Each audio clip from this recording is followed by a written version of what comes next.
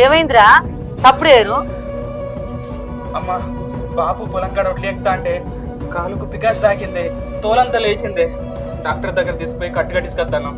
అయ్యో ఎంత పని అయినయ్యా, చూసుకోవా? అరే నేను అందరికి బైక్ ఇచ్చేస్తాను. బాపు ఇప్పుడు ఎట్లుంది? అంత కొంచెం జలుపుతుందిరా. అమ్మ కష్టపడేటోళ్ళకి ఇట్లా జరుగుతుంది.